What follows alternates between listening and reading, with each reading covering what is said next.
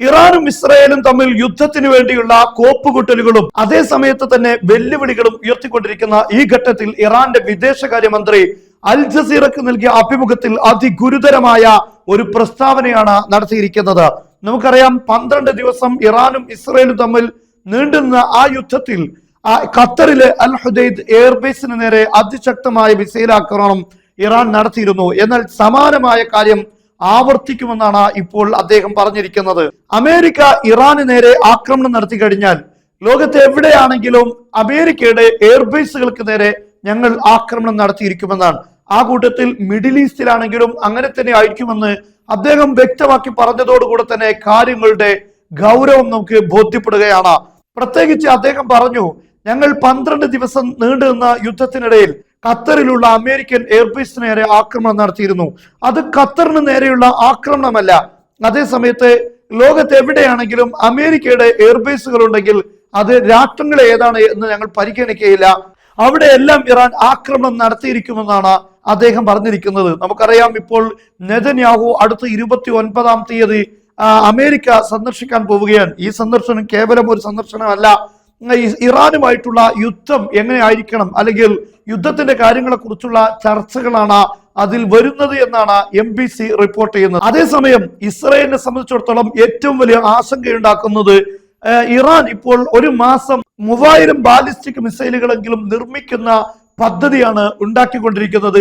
12 ദിവസത്തെ യുദ്ധം ഉണ്ടാകുന്നതിന് മുമ്പുള്ളതിനേക്കാൾ എത്രയോ മടങ്ങ് വേഗതയിൽ മിസൈലുകൾ ഉൽപ്പാദിപ്പിച്ചുകൊണ്ടിരിക്കുന്നു എന്നാണ്. ഈ ഒരു വരാൻ പോകുന്ന അനിവാര്യമായ യുദ്ധത്തിന് വേണ്ടി ഒരുങ്ങുന്നു എന്നാണ് ഇറാൻ ഇതിനെ കുറിച്ച് പറയുന്നത്. അതേസമയത്ത് ഇസ്രായേലും അങ്ങനെയുള്ള ഒരു യുദ്ധം മുന്നിൽ കണ്ടുകൊണ്ട് തന്നെയാണ് കാര്യങ്ങൾ നീക്കിക്കൊണ്ടിരിക്കുന്നത്. അതേസമയത്ത് അമേരിക്കയും വളരെ വ്യക്തമായ ചില നീക്കങ്ങൾ നടത്തുന്നുണ്ട്. നമുക്കറിയാം, വെനിസ്വേലയിൽ ആക്രമണം നടത്തുന്നു. അതിന് പല കാരണങ്ങളും അമേരിക്ക പറയുന്നു, മയക്കുമരുന്ന് പറയുന്നു. അതേസമയത്ത് എണ്ണ സമ്പത്തെല്ലാം അമേരിക്കയുടേത് വെട്ടിപ്പിടിച്ചതാണെന്ന് പറയുന്നു. അങ്ങനെ പല കാര്യങ്ങളും പറയുന്നു. അവസാനമായി ഹിസ്ബുള്ളയും IS ഒക്കെ വെനിസ്വേലയിൽ ഉണ്ട് എന്ന കാര്യം, അല്ലെങ്കിൽ അവർ ആ രാഷ്ട്രവുമായി ബന്ധം പുലർത്തുന്നു എന്നൊക്കെ പറഞ്ഞിരിക്കുകയാണ്. അതായത് ആക്രമണത്തിനുള്ള പല പദ്ധതികളും വഴികളും അമേരിക്ക ഒരുക്കിക്കൊണ്ടിരിക്കുകയാണ്. യഥാർത്ഥത്തിൽ ഇറാനുമായോ അല്ലെങ്കിൽ റഷ്യയും ചൈനയും ഒക്കെ ആയി ഒരു യുദ്ധം സംഭവിക്കുകയാണെങ്കിൽ സ്വാഭാവികമായും അമേരിക്കക്ക് വെനിസ്വേലയിൽ നിന്ന് എണ്ണ ലഭിക്കാതെ വന്നാൽ, അതായത് റഷ്യയോ ചൈനയുമായി പിണങ്ങുന്ന ഘട്ടത്തിൽ സ്വാഭാവികമായും വെനിസ്വേല അമേരിക്കക്ക് നൽകുന്ന ഓയിലുകൾ നിർത്തലാക്കാനുള്ള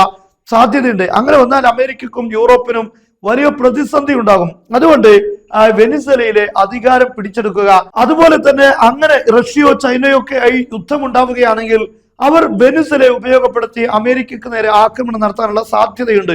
അതുകൊണ്ട് ഈ ഘട്ടത്തിൽ തന്നെ വെനിസ്വേലയെ വലയം ചെയ്തിരിക്കുകയാണ്.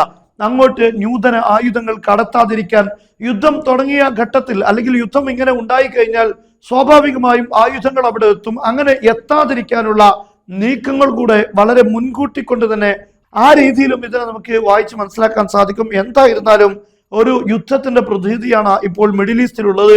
അതോടൊപ്പം തന്നെ ഗൾഫ് രാഷ്ട്രങ്ങളിലുള്ള അമേരിക്കൻ താവളങ്ങൾക്ക് നേരെയും ആക്രമിക്കുമെന്ന വ്യക്തമായ സൂചനയാണ് ഇപ്പോൾ ഇറാൻ വിദേശകാര്യമന്ത്രി നടത്തിയിരിക്കുന്നത്. ഇതെല്ലാം ഗൾഫ് നാടുകളിൽ പോലും വലിയ രീതിയിൽ ആശങ്ക ഉണ്ടാക്കുന്നു എന്നത് ഒരു യാഥാർത്ഥ്യമാണ്.